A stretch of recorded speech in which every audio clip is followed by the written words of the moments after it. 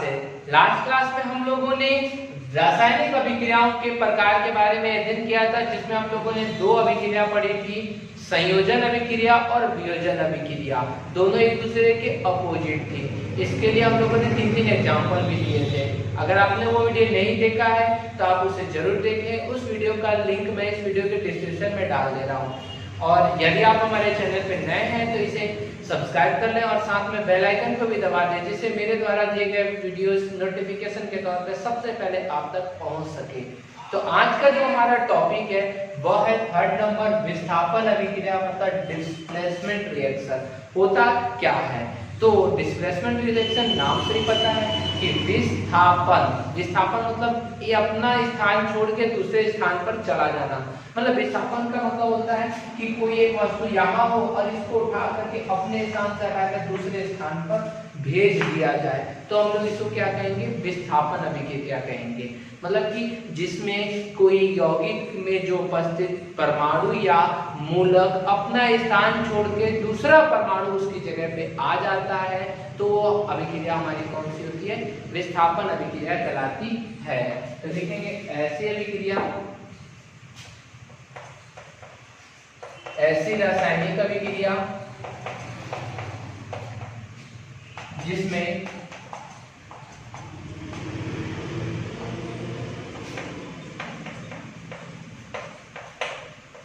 किसी यौगिक में उपस्थित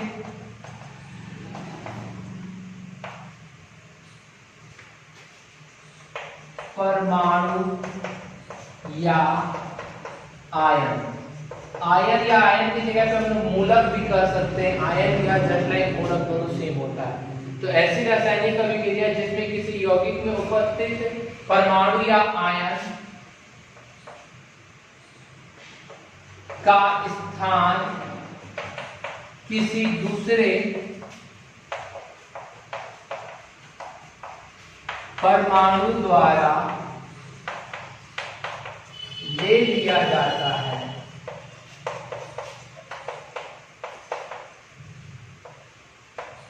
उसे विस्थापन अभिक्रिया। विस्थापन या हम लोग इसको अदर किताब अगर देखिएगा तो इसी विस्थापन को एकल विस्थापन भी कहा जाता है। एकल विस्थापन अभिक्रिया या एकल विस्थापन अभिक्रिया कहते हैं। अर्थात यहाँ हमने क्या देखा कि ऐसी रासायनिक अभिक्रिया जिसमें किसी यौगिक में उपस्थित परमाणु या आयन, कोई भी यौगिक में उपस्थित जो भी परमाणु है या आयन है, वह उसका स्थान किसी दूसरे परमाणु द्वारा ले लिया जाता है, तो उसे विस्थापन अभिक्रिया कहते हैं। अब किसी दूसरे परमाणु द्वारा कैसे लिया जाएगा, तो इसके लिए हम एक एग्जांपल देखते हैं। एग्जाम्पल बहुत ही ज्यादा इंपॉर्टेंट मैं आपको कराऊंगा। एग्जाम्पल है कि जब लोहे की कील, जो लोहे का कील होता है, उसको कॉपर सल्फेट के विलयन में डाला जाता है, तो लोहे की कील का रंग जो हो जाता है वो भूरा हो जाता है, और जो कॉपर सल्फेट का विलयन जो होता है वो भी भूरे कलर का हो जाता है। ऐसा क्यों होता है? देखिए ध्यान से। जब फर्स्ट नंबर उदाहरण है, जब लोहे की कील को कॉपर सल्फेट जो कि नीले रंग का होता है, याद रखिए कैसे रंग का होता है? नीले रंग का। जब लोहे की कील को कॉपर सल्फेट मतलब नीले कॉपर सल्फेट के विलयन में डाला जाता है,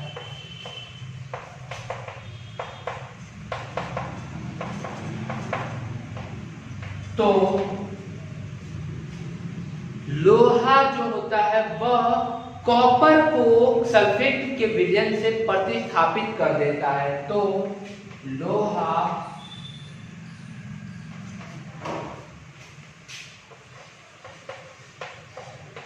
कॉपर को विस्थापित कर देता है।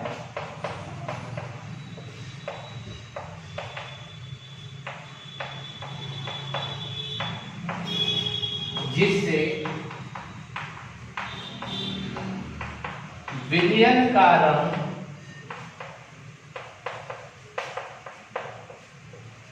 भूरा हो जाता है।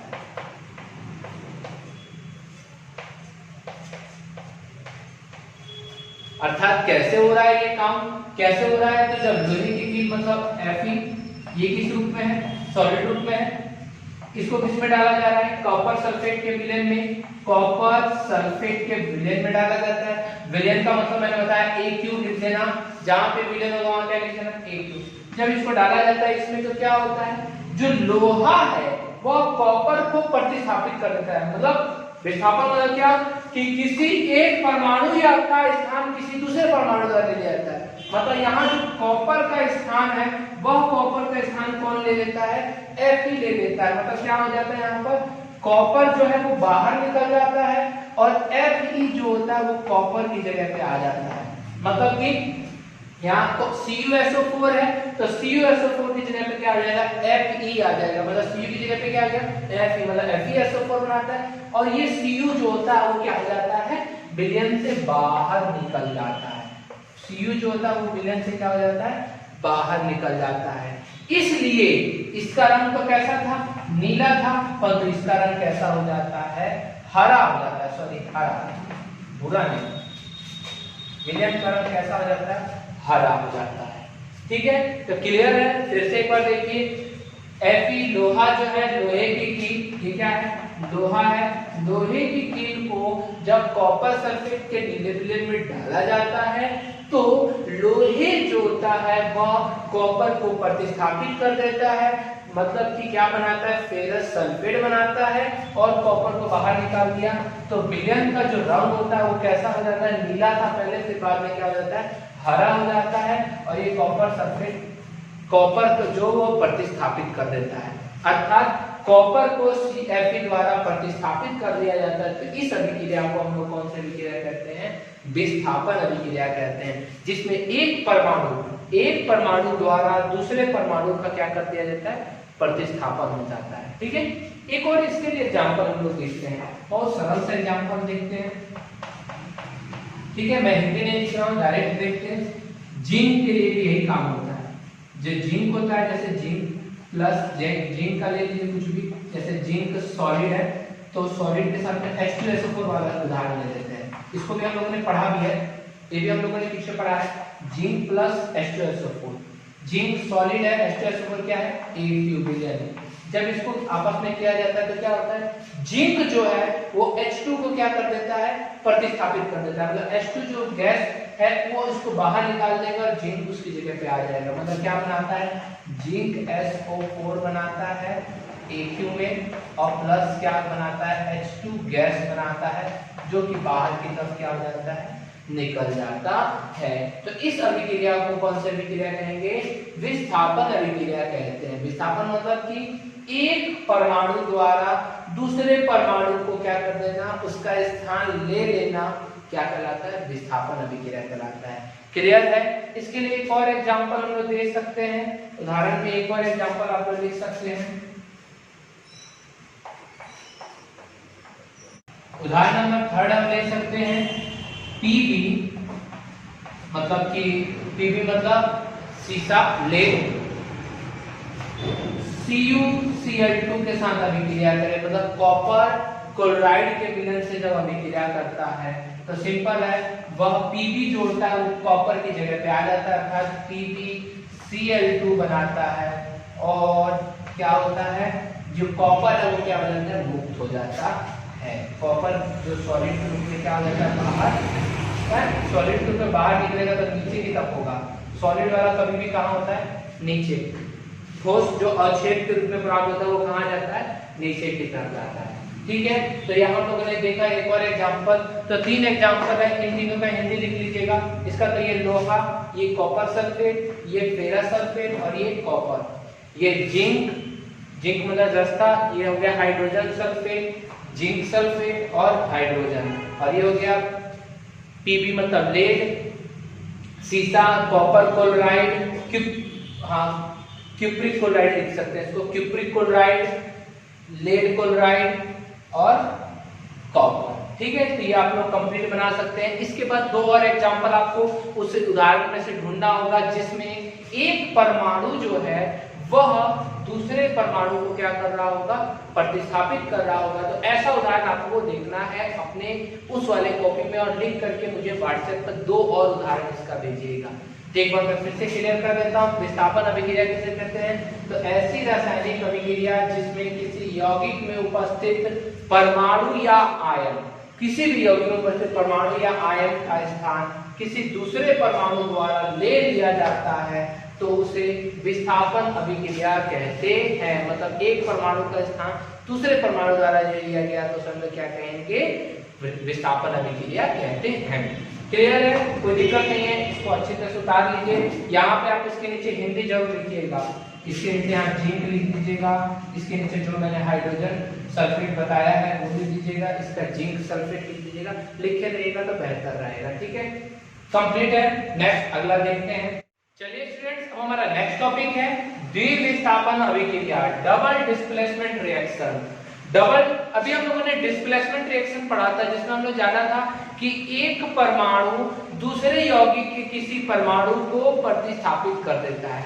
तो यहाँ प्रतिस्थापन एक बार हो रहा था, इसलिए हम लोग उसको क्या करते थे, एकल प्रतिस्थापन अभिक्रिया कर रहे थे या विस्थापन अभिक्रिया कर रहे थे। परंतु यहाँ पे हम लोग को जो दे रखा है वो द्विविस्थापन अभिक्रिया है, अर्थात दो यौगिक होंगे और दोनों यौगिक अपने आयनों या मूलकों का परस्पर क्या करेंगे, एक्सचेंज करेंगे, तो उसे हम लोग क्या कहेंगे, द्विविस्थापन अभिक्रिया कहेंगे। जैसे एक छोटा सा पहले एग्जांपल से मैं आपको लेके चलता हूँ। एग्जांपल है NaCl सोडियम क्लोराइड और एक और है AgNO3 अब सिल्वर नाइट्रेट। यहाँ पर दो हमारे पास यौगिक है, ये दोनों यौगिक के आयन है, इस पर एक परमाणु यहाँ एक यहाँ, इस पर एक आयन यहाँ एक यहाँ है। तो ये दोनों जो है आपस में अपने आयनों का प्रतिस्थापन करते हैं। मतलब Na कहता है Ag से कि Ag तुम अपने Na3 को मुझे दे दो और मैं तुम्हारा Cl को ले लेता हूँ। अर्थात यहाँ पे क्या हुआ, दोनों एक दूसरे को अपना आदान प्रदान किया। मतलब Na जो Ag को दी, Na जो Ag से लिया वो क्या लिया, NO3 लिया, तो क्या बनाया, NaNO3 बनाया और Ag जो है वो Cl को क्या की, को ले लिया, जैसे वो क्या बनाया AgCl। अर्थात यहाँ पे दो जो यौगिक के दोनों यौगिक अपने आयनों का परस्पर क्या करती है, एक्सचेंज करती है। तो दो यहाँ पर दो बार एक्सचेंज हो रहा है, इसीलिए इसे हम लोग अभिक्रिया कहेंगे, द्विविस्थापन अभिक्रिया कहते हैं। तो डेफिनेशन लिख लिया जाए, ऐसी रासायनिक अभिक्रिया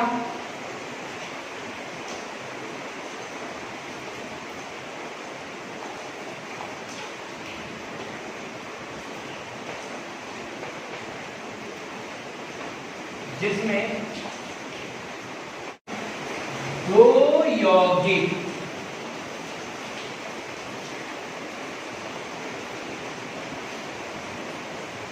अपने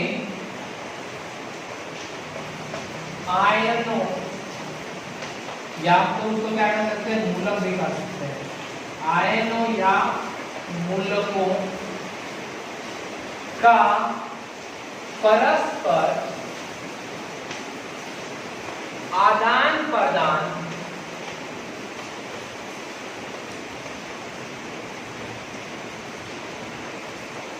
करते हैं।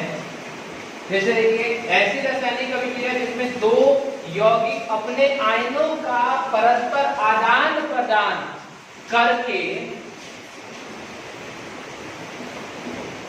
नए यौगिक का निर्माण करते हैं।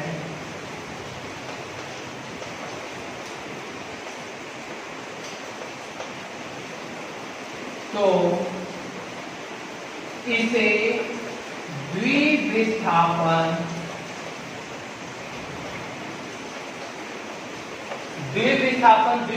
तो एक और नाम से जाना जाता है या उभय विस्थापन।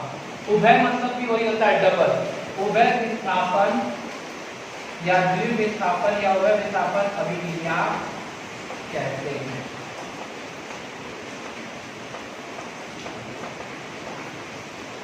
ठीक है, तो एक बार फिर से देख लेते हैं।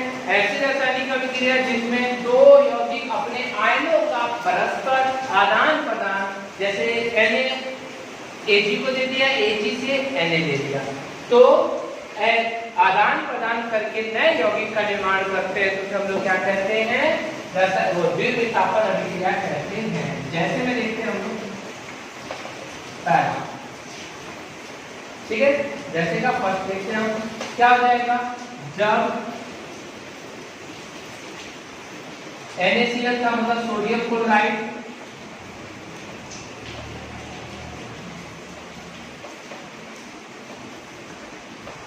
की अभिक्रिया इसे AgNO3 मतलब सिल्वर नाइट्रेट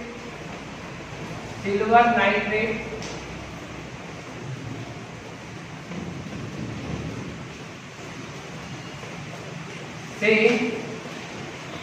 कराई जाती है,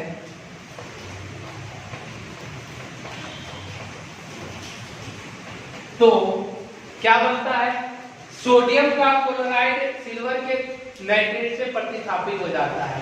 मतलब क्या बनता है, सोडियम नाइट्रेट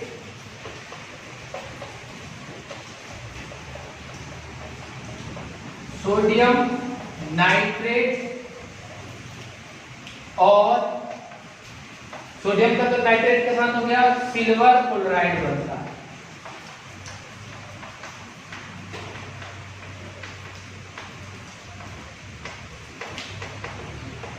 अर्थात अगर देखा जाए तो सोडियम क्लोराइड मतलब NaCl प्लस सिल्वर नाइट्रेट मतलब AgNO3, दोनों एक दूसरे को क्या किए, प्रतिस्थापित किए।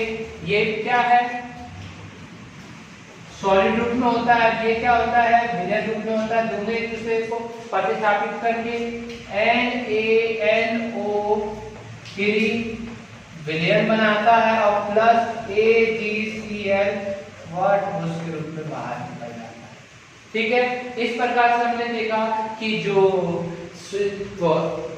सोडियम क्लोराइड को जब AgNO3 के विलयन में डाला जाता है तो Na जो है वो NO3 के साथ मिल जाता है और Ag जो है Cl के साथ मिलकर के सिल्वर क्लोराइड और सोडियम नाइट्रेट बनाता है।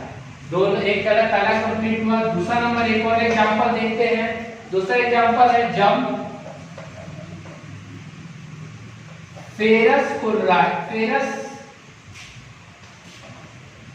फेरस सल्फाइड की अभिक्रिया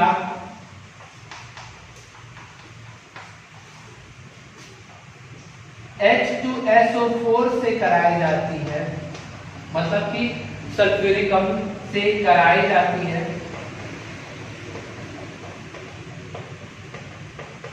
तो क्या बनता है, फेरस बना लेते हैं, फेरस सल्फाइड प्लस H2SO4।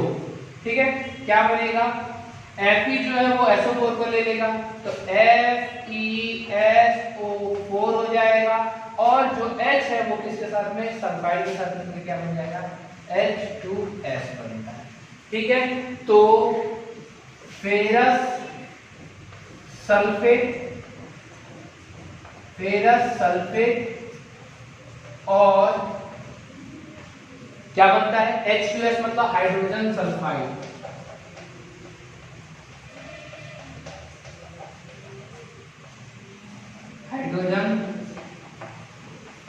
बनता है। ठीक है, फेरस सल्फाइड हाइड्रोजन सल्फेट या सल्फ्यूरिक अम्ल तो क्या बना, फेरस सल्फेट और हाइड्रोजन सल्फाइड बनता है। ये क्या है, सॉलिड रूप होता है। ये कौन सा रूप होता है, तो एक्यू रूप होता है, विलयन। ये क्या बना, तो एक्यू रूप फॉर्म में हो गया और हाइड्रोजन सल्फाइड गैस के रूप में होता है, तो ये गैस के रूप में बाहर निकल गया। ठीक है, तो इस प्रकार से हम लोगों ने यहाँ पे भी देखा कि दो यौगिक अपने आयनों का परस्पर क्या कर रहे हैं, एक्सचेंज कर रहे हैं। इसका आयन S है, इसका आयन SO4 है, दोनों एक दूसरे को क्या कर दिया, एक्सचेंज कर दिया। तो इस अभिक्रिया को भी कौन सी अभिक्रिया कहेंगे, द्विविस्थापन अभिक्रिया कहते हैं। क्लियर है, दोनों कंप्लीट हुआ हमारा विस्थापन अभिक्रिया, जिसमें केवल एक परमाणु दूसरे परमाणु को प्रतिस्थापित करता है, तो हमारा हो गया विस्थापन अभिक्रिया। और द्विविस्थापन अभिक्रिया मतलब दो यौगिक के दो आयन आपस में परस्पर चेंज होते हैं। परस्पर चेंज का मतलब कि आप एक स्थान पे बैठे हैं, आपका दोस्त एक स्थान पे बैठा, तो आपके दोस्त को उठा करके आपके स्थान पर, आपको उठा के आपके दोस्त के स्थान पे बैठा दिया जाए, तो प्रतिस्थापन हो गया, जैसे यहाँ हम लोगों ने किया, तो द्विविस्थापन अभिक्रिया कहते हैं। दो एग्जाम्पल है यहाँ आप लोग का, बस आज के लिए इतना ही रहेगा। इसके बाद मैं आप लोग के लिए एक होमवर्क दे रहा हूँ। होमवर्क ये रहेगा कि विस्थापन और द्विविस्थापन के लिए आप लोग को कम से कम दो एग्जाम्पल लिख करके आप मुझे व्हाट्सएप पे भेज देंगे। दोनों के लिए दो और एग्जाम्पल मैंने यहाँ लिखा है, जो एग्जाम्पल उसके अलावा भी दो एग्जाम्पल और आप लिख करके मेरे व्हाट्सएप भेज देंगे। ये एग्जाम्पल आपको कहाँ से मिलेगा, तो आपको वो मैंने 3 दिन के लिए जो पढ़ाया था समीकरण, रासायनिक समीकरण का संतुलन, तो उसमें आपको ये सारा मिल जाएगा। ठीक है, बस आपको ढूंढना होगा कौन सा उसमें है द्विविस्थापन वाला और कौन सा एकल विस्थापन है, तो दो आप लोग करके दे दीजिएगा। ठीक है, तो आज के लिए इतना ही। अगर आपको ये समझ में आ गया होगा तो इसे लाइक कर दीजिएगा, और अगर समझ में ना आ रहा हो, कोई प्रॉब्लम आ रही हो, तो मुझे कमेंट में बताइएगा कि क्या प्रॉब्लम है, मैं उसे दूर करने का प्रयास करूंगा। आज के लिए इतना ही, फिर कल मिलते हैं नेक्स्ट 5वां नंबर अभिक्रिया को लेकर के।